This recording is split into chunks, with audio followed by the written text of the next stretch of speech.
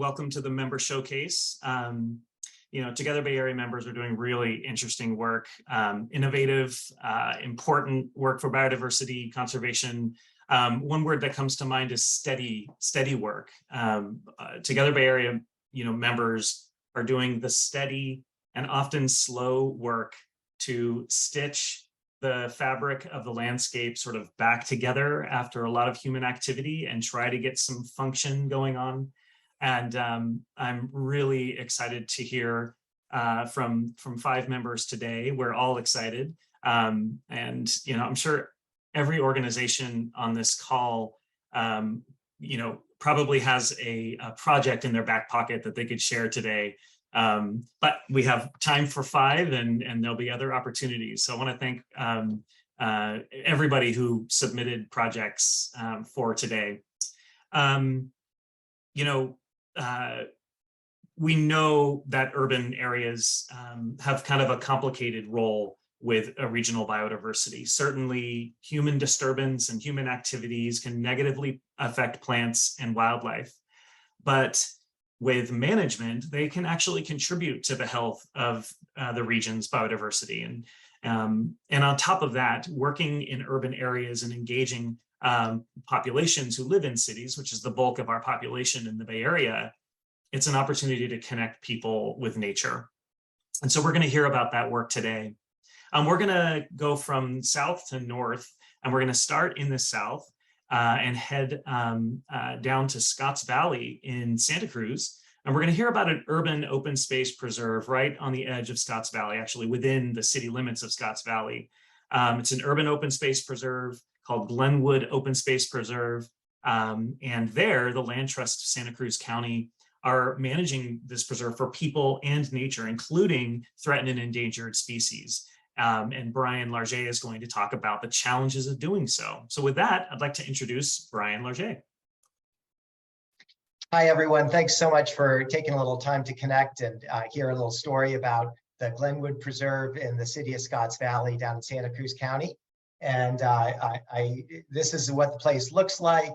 And there's going to be 2 stars of the show besides people. One is the Aloni tiger beetle, which is this charismatic microfauna with stylish hairs, and it lives in these little burrows in the ground and will lunge out of the burrows and grab passing ants and other creatures and drag them back down underground to eat them. This is a federally endangered species. It occurs in 6 places on Earth, and the only population demonstrated to be viable over the long run is this one at the Glenwood Open Space Preserve. And so we're trying to leverage lessons learned here to other locations. The other species is Scotts Valley spine flower. This little Coryzanthes species occurs on mudstone outcrops on the preserve. It's also federally endangered. And so one of our challenges is to manage for these species in the context of being real close to the urban boundary. And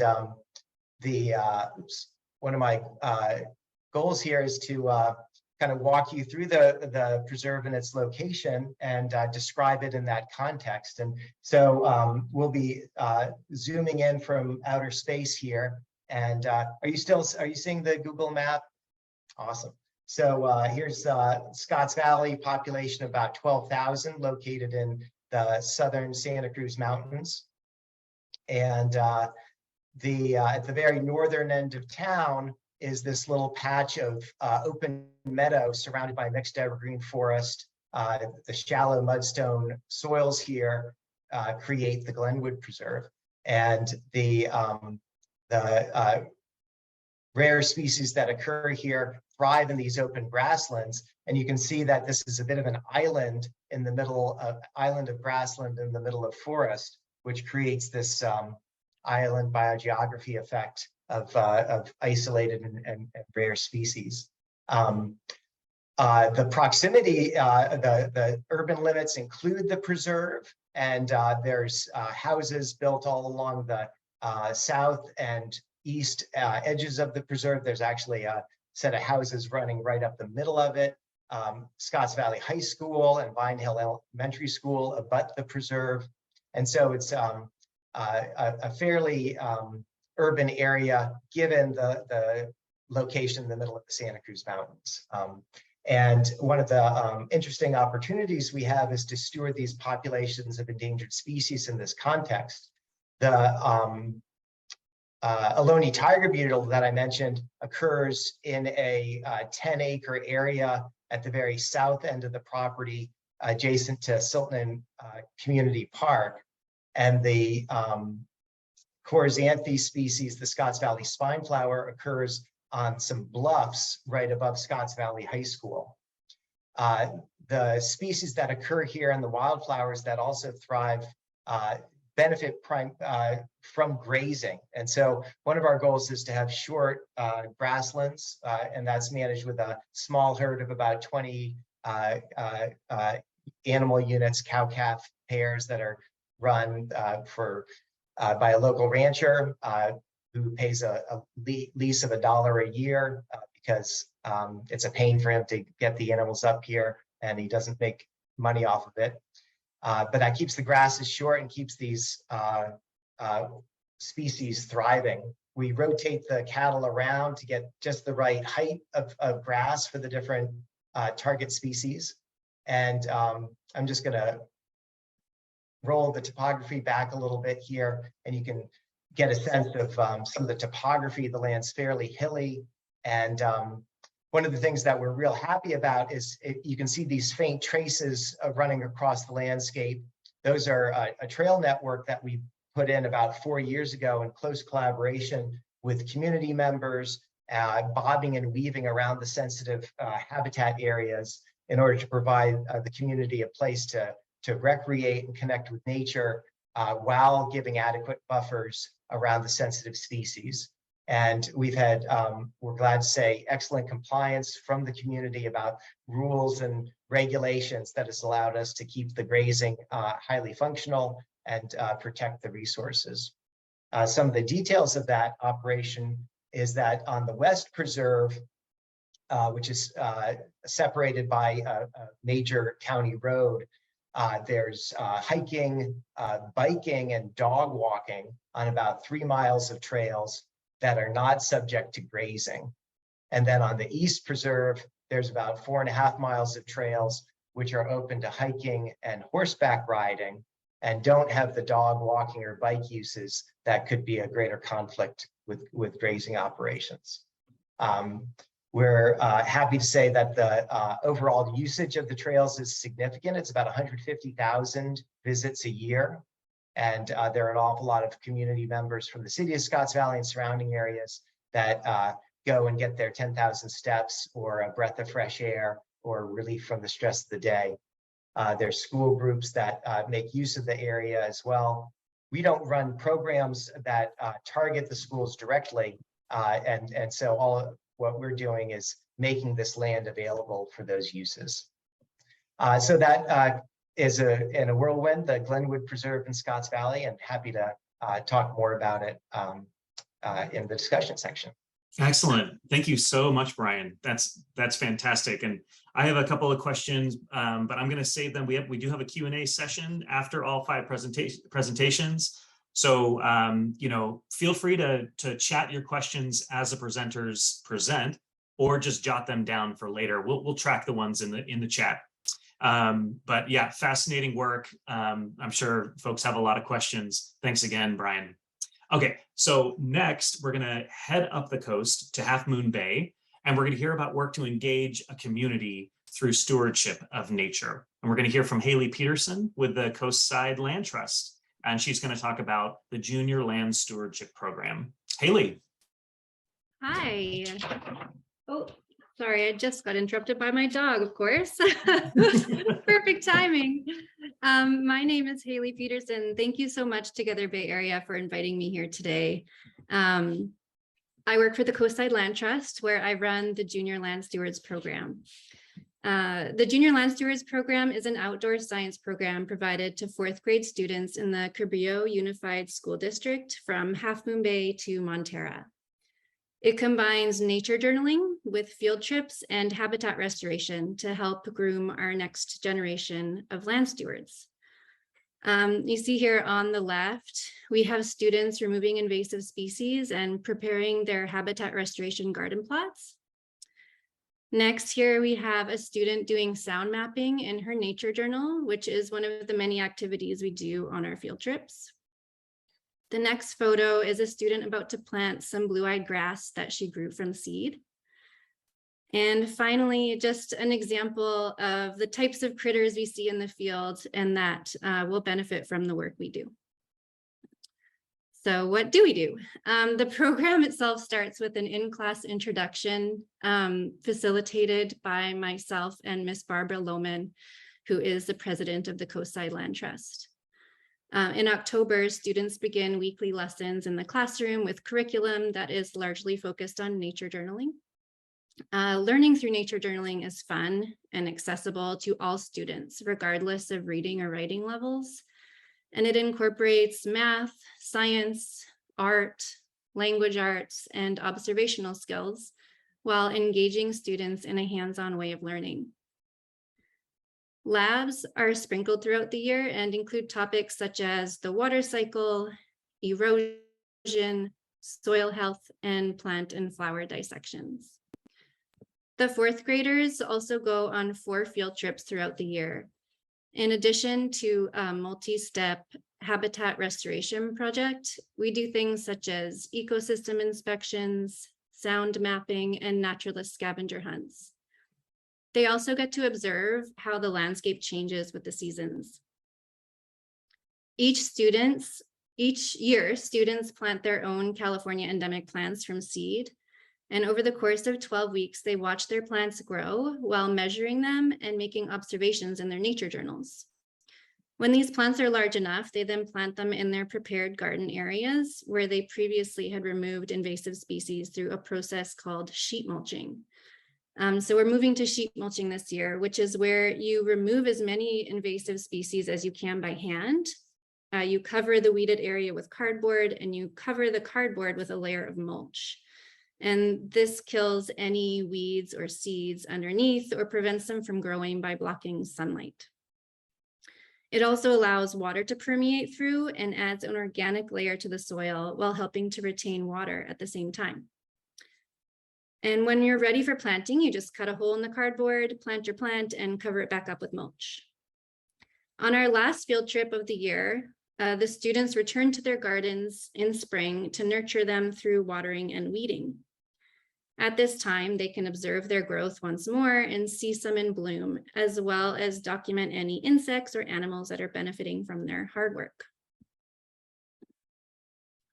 So a really important and unique part of this program includes the Half Moon Bay High School Environmental AP and Advanced Agriculture students who act as field guides or docents during our field trips. They lead small groups of 4th grade students in our field activities. Our field trips take place on Cabrillo Unified School District campuses and also public open space next to well-traveled walking and cycling paths.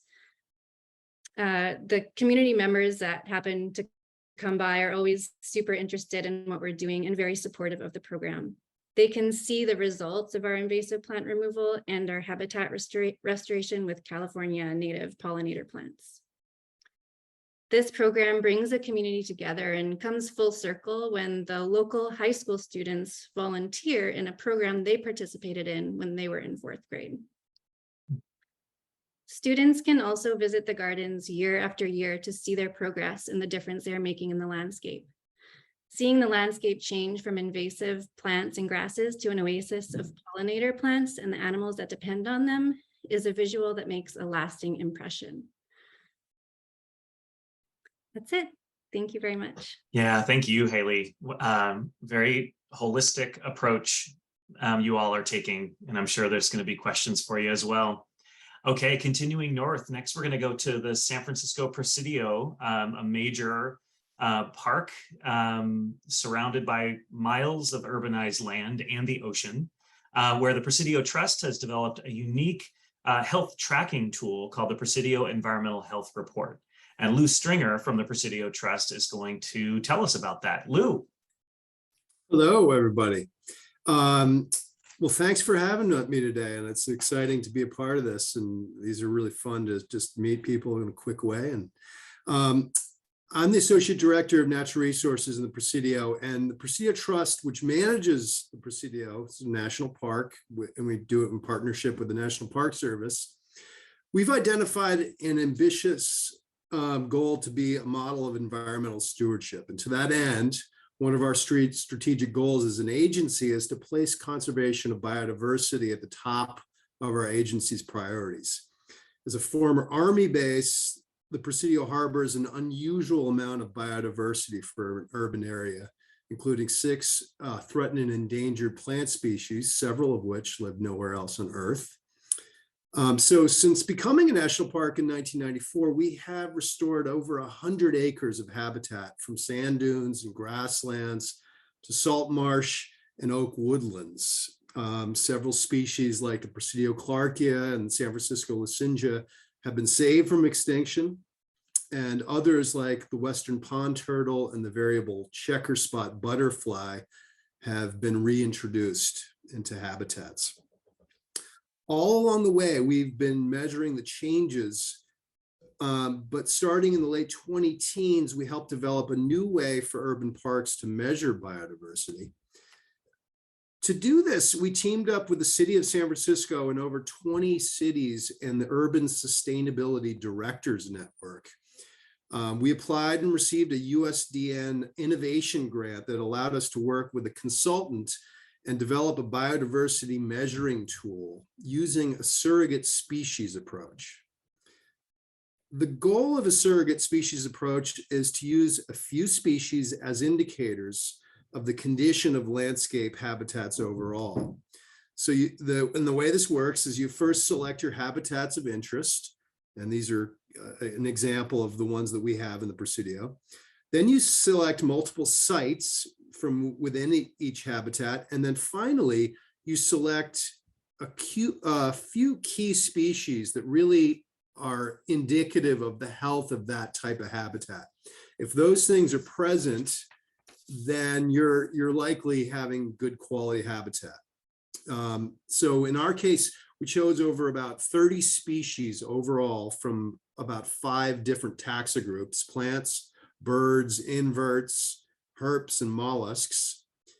And there are various variations on the theme. You can measure the presence or absence of the species in those habitats through time, or you can go a step further and make population estimates of those species. The Presidio Trust began data collection in 2018 using this biodiversity surrogate species approach. Our staff were out measuring. We got volunteers involved in citizen science. And then we realized that we wanted to combine other data that we had been collecting since the mid-90s to build a more comprehensive self-assessment that we call the Presidio Environmental Health Report. So since our habitat stewardship restoration began in the 90s, we were initially worried about several species of endangered wildflowers blinking out. And right around that time, we began counting the population of those species as the habitat improved and our stewardship showed results. These populations increased to the point where we switched from censusing them to sampling them each year. So we've got a great data set on our T&E species that goes back 25 years. And we wanted to include that in our environmental health report. So if you look down there, you can see threatened and endangered species, and that's what that means in here. Then in the early 2000s, we wanted to make sure that all of the habitat restoration that we were doing was working. So we developed a protocol to sample community vegetation change through time. And now we routinely measure at our restoration sites a year before restoration happens, a year after, and then 3, 5, 10, 15 years after that. So we can really see how native plant cover is changing through time. And that's one of the components of the metrics that we measure as a self-assessment too. And then more recently, we've been mapping patches of key invasive species throughout the Presidio, and we will be monitoring those as we treat those things to see if those species are increasing or decreasing their footprint on the Presidio. I already mentioned biodiversity. And then finally, the fifth component of this self-assessment that we put into the environmental health report is our water quality. We measure key parameters of chemistry, biology in our streams and our one lake, Mountain Lake in the Presidio. And what this all rolls up into is basically an assessment, a self-assessment of how are we doing? How did we compare to the year previous? And are we going down or are we trending up in all these parameters? And these are all data that rolls up into these simple to digest things that then can be rolled up into basically an entire overall assessment of biodiversity in the Presidio. So the last thing I'd say is that overall, we're still figuring out ways to communicate this information and how to foster better management, but it really is helping us reflect on our management. This measuring sets the pace for our work and gives us useful feedback on how biodiversity is faring in our urban national park. Thank you, Lou. Very much fascinating work. And that last part about how to communicate with the public, I'm sure, is some of the more fascinating aspects of this initiative. I hope to hear from folks in the chat about their challenges with that aspect in their location as well. Thank you again, Lou. That was excellent. Now let's head up to Sonoma County and hear about work to transform a channelized urban creek into habitat and a popular trail. Amy Ricard from Sonoma County Ag and Open Space is going to tell us about Colgan Creek. Amy. All right, everybody can see the screen. All right. So hi, I am Amy Ricard. I am the Community Resources Manager with Sonoma County Ag and Open Space. And every other year, Sonoma County Ag and Open Space runs a competitive matching grant program to provide funding to public agencies and nonprofits for the protection of open spaces within or near urban areas. And this is to support local agriculture, community recreation, natural resource restoration, and public access. So since 1994, this unique program has provided over $40 million in funding towards projects in all 9 Sonoma County cities and in multiple unincorporated areas, which has allowed our partners to leverage that funding to develop diverse and innovative projects throughout our county. So as you can see, that $40 million in funding has resulted in over 470 acres of protected lands within our cities and communities, 300 acres of natural habitats protected, 27 new parks, preserves, and public spaces. And when we talk about that, those are, traditional parks or pathways and trails to just public gathering spaces or even community gardens. And certainly countless plants, animals, and humans have benefited from this program. So today I'm going to focus in on one of those matching grant projects located in Southwest Santa Rosa. Colgan Creek originates in the foothills of Taylor Mountain, which is a prominent peak on the edge of Santa Rosa, and flows westward across the Santa Rosa Plain into the Laguna de Santa Rosa, which is a huge wetlands complex that drains into the Russian River and then ultimately drains into the Pacific Ocean. So sections of Colgan Creek were relocated and channelized by the Sonoma County Water Agency in the 1950s. But in 2002, the Santa Rosa City Council adopted a lower Colgan Creek restoration plan, and the city began implementing it in partnership with the water agency. The restoration plan included restoring and enhancing a 1.3-mile stretch of lower Colgan Creek, as well as creating a new neighborhood park and a pedestrian and bicycle pathway along the creek. So since 2004, Ag and Open Space has been working in partnership with the city of Santa Rosa to acquire properties along Colgan Creek with the goals of restoring the riparian habitat to increase biodiversity, creating the multi-use pathway for community recreation, and constructing a future neighborhood park. This work has also increased groundwater infiltration, improved water quality, and helped with stormwater retention and flood attenuation. Over the past nearly 20 years, this once channelized and neglected waterway has been restored to support a healthier seasonal creek ecosystem with riffles and pools and native streamside vegetation that supports various plant and animal species, including oaks and willows, native grasses, fish, and birds such as great blue herons, egrets, red-shouldered hawks, and much more. Additionally, the pathway and park have provided a place for exercise and outdoor play in an area of town with limited parks and open spaces. There we go. So the creek and pathway runs right in front of a high school, serving one of Santa Rosa's most diverse and under-resourced populations. The pathway itself has provided a safe route to school for students where there weren't previously any sidewalks. And the creek now acts as a living laboratory for the high school science classes, which you can see in the slide there. And a quick look at iNaturalist, which I'm sure we'll hear more about in the next presentation, shows countless observations along the creek with over 185 species reported. So while much of land conservation work tends to focus on large properties away from urban centers, our matching grant program or urban open space program is a creative, collaborative way to support local agencies and community organizations in creating the parks, trails, and gathering spaces that best support the health and happiness of our residents, right in their own neighborhoods. These community-driven projects help maintain urban biodiversity, sustain community character, preserve and celebrate cultures, support physical and mental health, and make access to nature and open space more accessible and equitable. Further, since we know that land conservation is integral to ensuring resilience and adaptability to climate change, these projects bring that work right into the heart of our communities. Thanks so much. Thank you, Amy. Thank you very much. I'm seeing a lot of support for the matching grant program in the Ag and Open Space District. It's truly a model for distributing, as you said, sort of conservation dollars that are typically focused toward sort of away from urban areas and bringing that in and again, stitching the fabric of the landscape back together, sort of one creek at a time. And it reminds me of Santa Clara Valley Open Space Authority's program down there. They have an urban open space program. So check that out as well.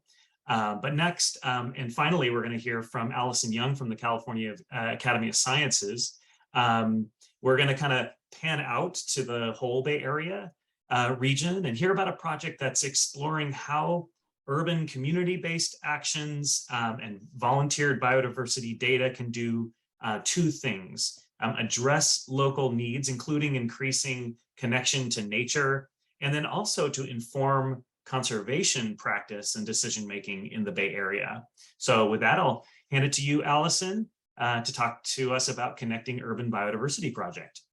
Great, thanks, Tom. You get my screen up. There we go. All right. So the Connecting Urban Biodiversity Project is a collaborative project between Together Bay Area and the Center for Biodiversity and Community Science at the California Academy of Sciences, funded by the State Coastal Conservancy. And the idea for this project started with the launch of the Conservation Lands Network 2.0, which is such an amazing resource. But as myself and my co-director, Rebecca Johnson, were watching the presentation, we noticed that like all the urban areas in the Bay Area were grayed out. And we definitely heard that species occurrence data, like the data that we work to collect with people around the Bay Area using iNaturalist, isn't currently informing this map. And so we kind of brought the beginning of an idea to Tom and Annie. And as we were kind of working things through, we started looking at the intersection of urban areas, which is we have on the second map here, CLN conservation lands, which are in blue, CLN priority creeks connecting the baylands to the uplands, and iNaturalist data. And this map is highlighting reptiles and amphibians, which are those yellow and teal dots. And what we noticed is we clearly need nature in these urban areas to connect bayland to upland conservation lands. and that there really seem to be gaps in where people are collecting iNaturalist data.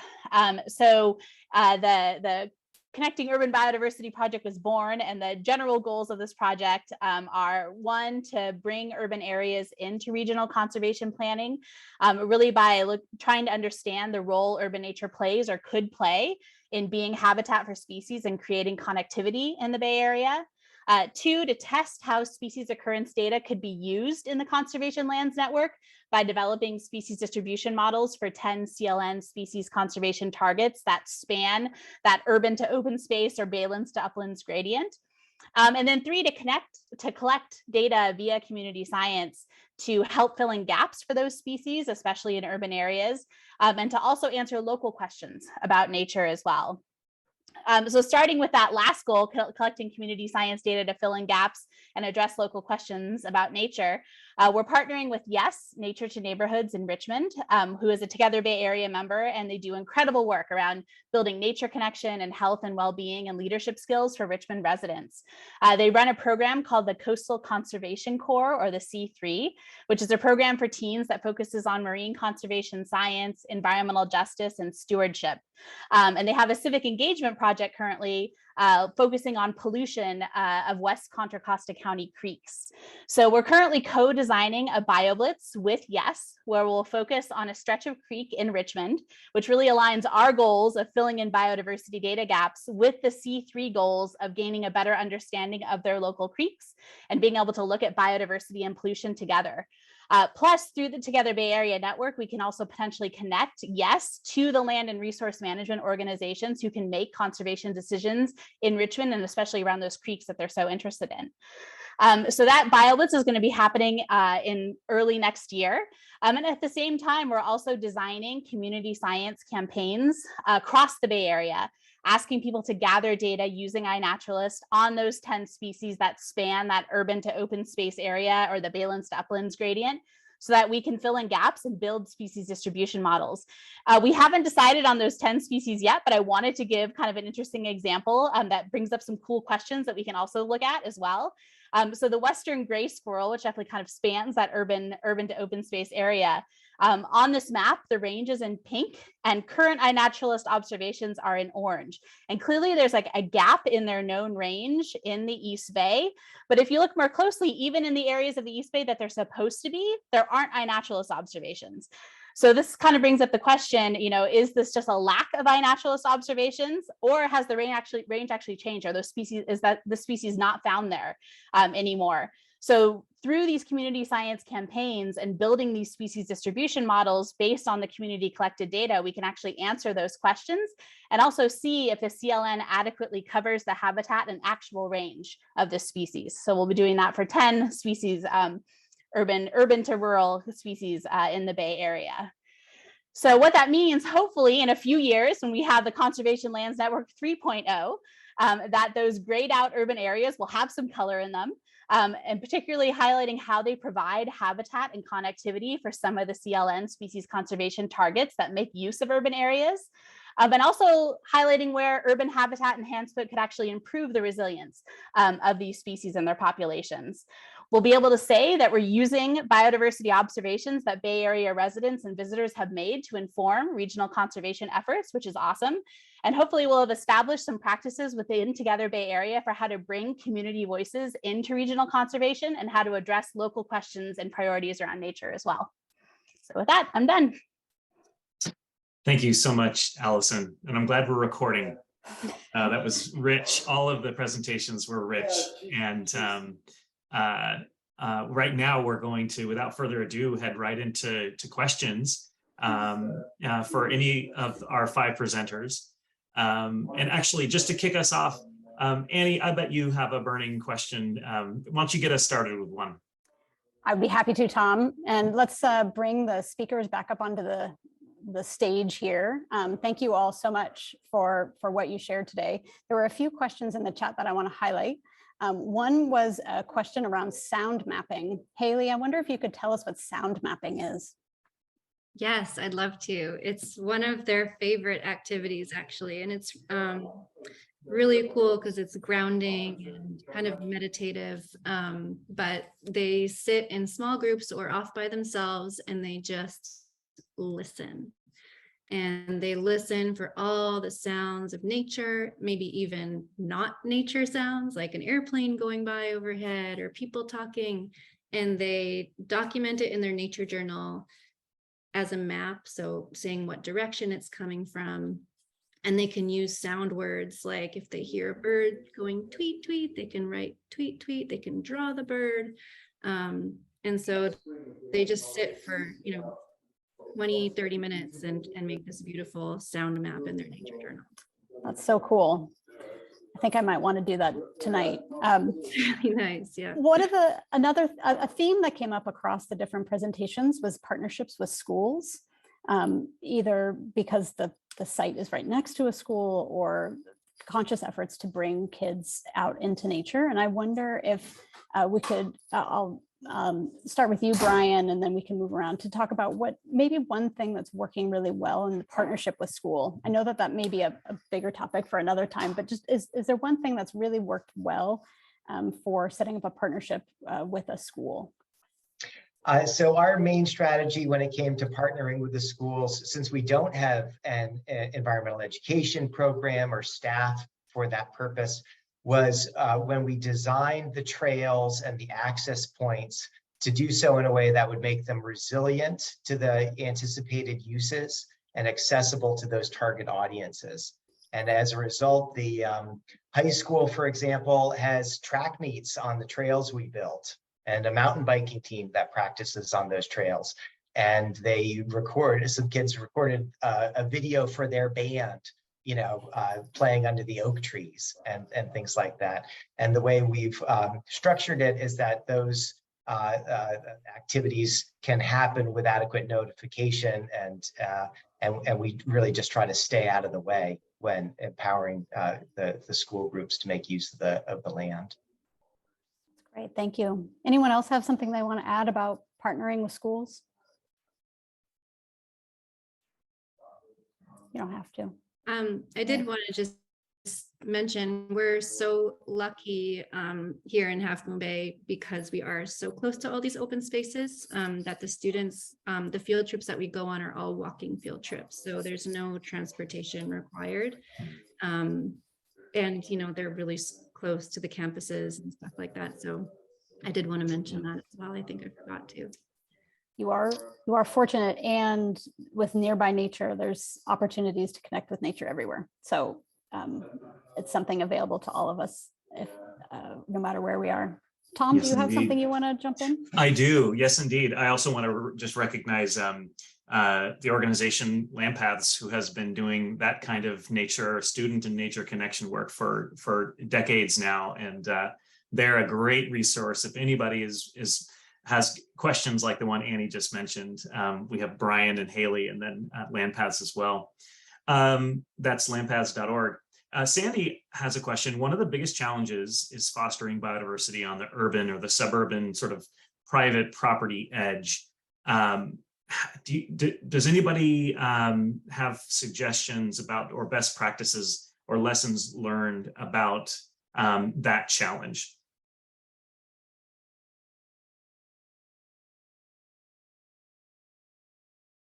Yeah, it's a tough one. I'm not surprised people are stumped, Sandy. Good question. There's only so much you can do, Brian. I'm thinking about your great map. You and the Land Trust of Santa Cruz County are responsible for a set of parcels, and what's happening in those forest lands and maybe even on a rural, smaller residential property affects what you all do on your open space preserve. I'm just curious. Right. Yeah. So that is a considerable amount of effort from our team goes into managing that interface. And the possibilities range from people encroaching into the preserve with their gardens and landscaping to people asking us to trim the trees near their property for a fire buffer. Mm-hmm. And The basic approach we've taken is on a resource by resource issue to engage with community members, be responsive to their calls and questions, and to have clear lines in the sand where we don't bend over backwards to help people out. But if the local fire district says that this is an important public safety area that needs management, then we will partner with the landowners. Fortunately, the 100-foot buffers around the homes are almost entirely on the private property next to us. So we've never had a clear obligation to manage vegetation on the preserve in response to that. But the other opportunities for biodiversity impacts are everywhere, from rodenticide use to loose dogs that come onto the preserve and cause damage. We spend about $40,000 a year on access management, having a presence on the property to engage the public and make sure that the trails are in good shape, the signs are in good shape, the rules are followed. And those resources are provided 50% by the land trust and 50% through a management agreement with the city of Scotts Valley, because we can do that work cheaper than their team can. We view that as an opportunity to educate and connect with the community. Great, thank you, Brian. I'm going to pick up on a theme in the chat. Lou, your presentation got some attention and some, I'm going to guess, how do I do that where I live? How do we replicate what you've done in the Presidio? And that's also probably a much longer conversation. There's probably a lot of details, but I'm curious, what do you think was key to starting it and finishing it? You know, what was really critical to have in place in order to put together the project that you did? I'd say that just great opportunity to jump in with some of the cities that we worked with, including the city of San Francisco and Cal Academy, was helpful in our development there as well. It was an opportunity that we were ready to implement, and we were actually in the process of looking for something to do something similar to this. So those kinds of resources are out there, and I think I saw some great ideas in the chat about trying to communicate this information, because I think one of the opportunities, and it's not without a lot of effort. It takes a lot of effort to go out and collect this data. And we want to make sure that it's useful to ourselves as well as it is to really make people aware that this stuff is working. And we want to be able to showcase that in ways that are valuable. And so I'd say an opportunity that we're still developing is ways to better communicate that. And we need to develop a web page so that we can share these resources more easily, and to have visually appealing graphics that people can hold their hat against when they see these changes through time. Thank you, Lou. I have a question for you all that's kind of burning in my mind, and that is when you each of your organizations are working to either restore or enhance a patch of land that is either within an urban area or immediately adjacent. And so, Haley, you're working with students, as folks are, maybe across the board doing that. The moment you work in an urban area, I think we all know that, sort of the pressures on the natural system are greater in urban areas. There's just more activity. There's more pollution because you're closer to pollution sources. There's more sort of maybe more trampling. I'm thinking of rare plants and sensitive species. And yet you invest in these areas. How do you protect that investment over time? Does that make sense? I'm just curious if how folks sort of approach the ensuring that your restoration and enhancement work sort of sustains into the future with so much pressure. I can speak to that a little bit. It's a lot of work, but we also have work days where community members can come out and continue on the work that the students have done by removing invasive species that have, come back, or doing some more mulching and stuff like that, which is very helpful. The biggest challenge for me is just water, drought, and getting these plants like through the harshest season. So I'm out there hauling water and watering plants as much as I can. But yeah, it's a challenge, but it's super rewarding when you see a plant come back. Oh my gosh, it's just like the best. Yeah, thank you, Haley. I love that you draw the distinction, being that close to the community is actually a benefit because you have a source of help nearby. Amy, for you, I'm curious, Colgan Creek, how does the district sort of protect that investment? Yeah, I mean, I would say, we are not the ones that are actually doing the restoration on the ground. So in terms of being out there and trying to protect against the urban environment, we're not right up close and doing that work. Incidentally, I do know somebody is on this Zoom that works for the city of Santa Rosa and does do that work. So I don't know if it's appropriate to put her on the spot, but she might be able to answer that question better than I could. But I'll say just, because we retain the conservation easement over that property, then our stewardship staff is going out, every 12 to 18 months to monitor the property to make sure that the conservation values that we have protected through the matching grant agreement are still intact. And so, we want to make sure that the public investment is protected long-term. So we do that, periodically. But again, we're not the ones that are sort of like boots on the ground doing the actual restoration work. So like I said, I don't know if it's appropriate to put her on the spot if she's willing, but there is somebody here that could probably answer that question a little bit better than I could. Well, in the time we have, I don't know if we'd be able to pull them onto the stage, but certainly in chat, for sure. Kellen, Lou, do you have something you want to add? And then I was just going to say, having a system in the Presidio for us, what's really worked is having a really good system of trails and bikeways, which we planned for and implemented over the last 15 years, that gives people access to nature and good fencing that we can protect people from where we try to discourage people going, but providing good access to. I don't know about the parents in this space, but this conversation's reminding me of the helping and then letting go. All the work you do to raise a child, and then they grow up and they leave, and there's some letting go that needs to happen. And maybe, to Lou's point, good fences. We're going to wrap up real quick, or we're going to transition actually to questions, breakout rooms where you can talk to the speakers directly. So I see Brian and Amy, if you have more that you want to add on this question. What we're going to do now is invite you all to move into breakout rooms, and you can choose where you would like to go. You can also move around, and each speaker will be in their own room. And it's an opportunity for you to learn more, also to say hi if you have colleagues that you want to say hi to, and also say thanks. So actually, let's start with that as a large group here. Join me in thanking our speakers today, Brian, Haley, Lou, Amy, and Allison for joining us. For those who haven't presented in 5 minutes, it's harder than 15 minutes or 20 minutes.